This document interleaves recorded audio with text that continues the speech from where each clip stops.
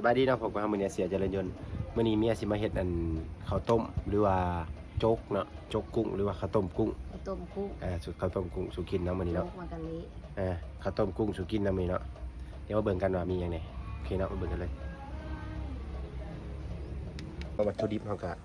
มันสิมีหมูสับนำนี่เนาะมีหมูสับแล้วก็มะเอือบใส่กับ3เกลือตำเรียบร้อยแล้วเนาะแล้วก็เมนูหลักเฮาตัวนี้พระเอกของงานเฮามื้อนี้มีกุ้งโอเคลุยเลยพอเราตาม3เกลือแหละนะเขาก็เอาหมูที่เขาผักเองเนื้อหมูช่วยมาเป็นตอนเขาก็มาผักเองมะเอือบให้หมูมันหอมมันนัว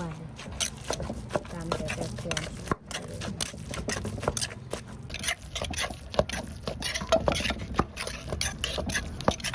หมูสิ่งที่เขาจะดีมีซอสหอยซีอิ๊วดำอะไรซีอิ๊วขาวมีซอสหอยซีอิ๊วขาวแล้วก็น้ำปลานัวมันจะเป็นนัวนะกุ้งจะงามแต่มันกุ้งสมัยอยู่เลยตาใสโอเคอยู่เรื่องโลเท่าไหร่170,000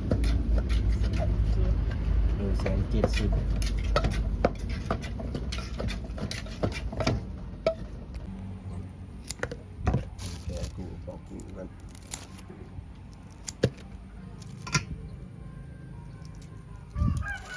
ข้าวต้มกุ้ง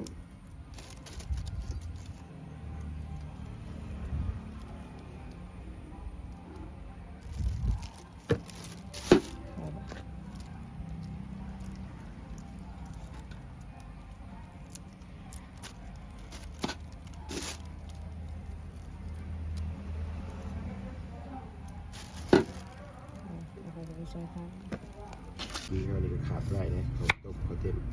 พวกโจ๊กพวกข้าวต้มขาดไม่ได้ขิงใส่ขิงน้ำ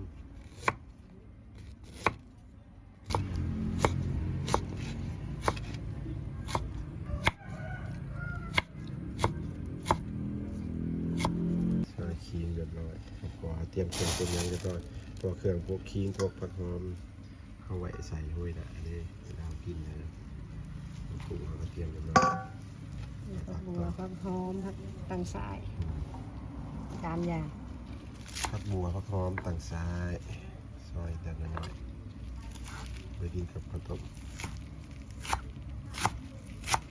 ขาผู้ไรคือนั่นตัวนี้มันหอม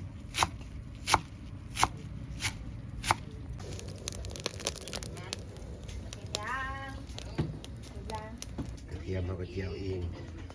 เลยกระเทียมเจียวเองแล้วก็เกี่ยวเครื่องเก็บของเรียบร้อยพวกผู้ขายอยู่ที่ผลิตน้ำยมพวกผู้ขายนะมาเบิ่งกันตอนมันแล้วนะกระเทียมเจียวเองกระเทียมมันจะหอม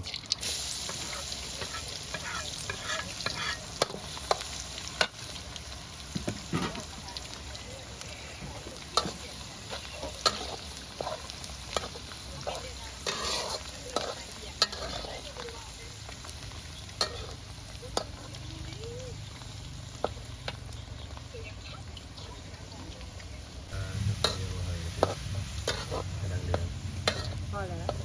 ไปเลย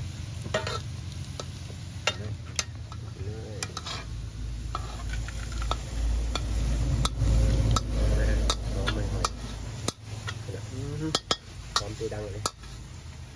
มาต้องใส่น้ำมันหน่อยหนึ่งชีน้ำซุปก่อนพี่น้องน้ำซุปกันเอาน้ำมันใส่เลยเอาปีเลยหัวปีเอาปีมันหอมเนาะกินของปีหัวโฮกุ้งเอาน้ำซุปหัวกุ้งมาเบิ่งไงหัวจอจัดเอาหัวกุ้งลงหลังเลยเราต้องจับเอาเห็ดเป็นน้ำซุปเอาน้ำมันกุ้งกันเอา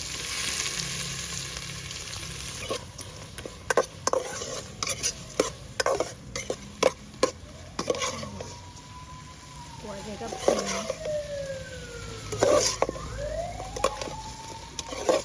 ไปจนน้ำมันมันออกแล้วก็แต่กลายเป็นทอดหัว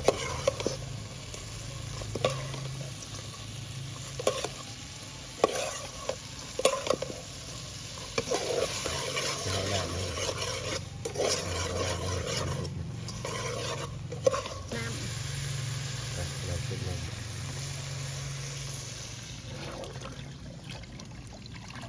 ติดน้ำซุปจบข้าวต้มเลยจบน้ำข้าวต้มมาเรากดคือว่าเสร็จแล้วมันบอกรอชุบไปเดียวมันดิ แล้วทาหมอพดก็เอาอันน่ะลง ไปยังรอ หมูสับลงนี่ยังบ่ได้หมูสับลงมา เดี๋ยวเราเหมือนกันเดี๋ยวเราติดตามชมกัน สิมาปรุงก่อน ทุกมาก็จะมาปรุงกันแต่พี่น้องเมื่อมาสิขวดแต่หมู เกลือ ก็ใส่มีใส่เกลือใส่น้ำปูน้ำปลาไปจังซั่นพี่น้องปรุงตามรสที่ผม ซีอิ๊วขาว กูได้หมักไม่ได้กระปรุงไม่ได้ลองไว้ครับไหมนัวมันแซ่บเลย นัวนิดนึง ขาดไม่ได้แล้วถึงใส่หน่อยแซ่บหน่อยใส่ลายแซ่บลาย ข้างนอก รสดีใส่เข้าไป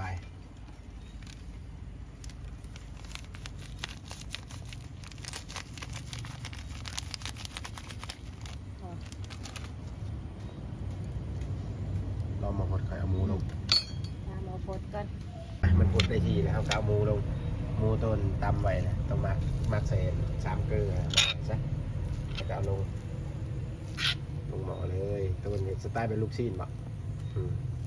ทำบริเวณม้นขนาดนั้นเฮ็ดลงเฮ็ดเป็นลูกชิ้นเลยฮะมาเขาเสียบไหม ขี้ขาด เป็นของงานเขาลงกุ้งลงเลยพี่น้อง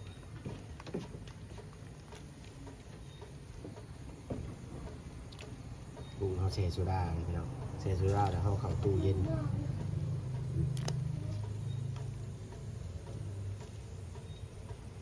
ต้มกุ้งให้มันเด้งให้กุ้งมันเด้ง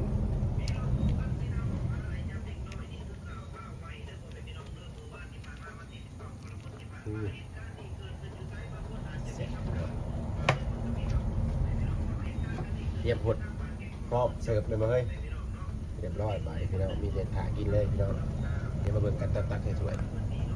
หนากินสมัยเดี๋ยวมาเบิ่งกันสุกเรียบร้อยเลยเราก็ตักเข่าห้องหุ้งแบบคือเข่ากินเข่าปกตินี่แหละแล้วก็กินกับกันแกงกับอะไรอย่างเงี้ยตักเข้าไปเกลือได้เฮ้ยนี่น้ำซุปมาเรียบร้อยไอ้ของงานเรานี่ดิตักกันมาด้วยว่ามีกุ้งมีหมูสับน่ากินจังเลย เห็ดเป็นขาวมันโบอืด แมนเขามันบริบูกินแซ่บได้ไปเห็นไปนี่กินง่ายนะพอง่ายนะกินง่าย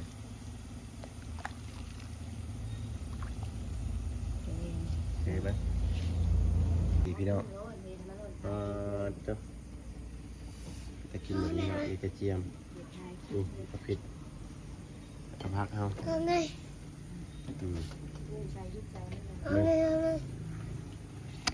มาใส่ในบ่วงดิมาใส่กันพี่น้องใส่กระเทียมเจียวพี่น้องนี่กระเทียมเจียวตัวลงไปเลยนี่หอมๆใส่ขิงพี่น้องขิงใส่ขิงน้ำนี่ขิงกับผักหอมผักหอมตัวลงไปแล้วก็พริกเผาพริกไทยใส่ไปไทยเผ็ดเจียวนี่เผ็ดเจียวใส่ไปนี่พี่น้องดูเป็นไรพี่น้องเป็นไรตะกินบอกตะแสบบอกเนี่ยข้าวต้มกุ้งเรียบร้อยพี่น้องนี่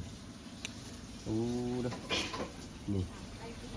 กุ้งข้าวต้มกุ้งพี่น้องมากินกันเด้อเรียบร้อยพี่น้องเห็ดกินมึงเด้อผู้ใดบุเคยเห็ดหรือว่าผู้ใดเคยเห็ดแล้วคอมเมนต์มาบอกกันนี่เด้อโอเคเนาะคลิปนี้ฝากกดไลค์กดแชร์กดติดตามให้เด้อโอเคเนาะบ๊ายบาย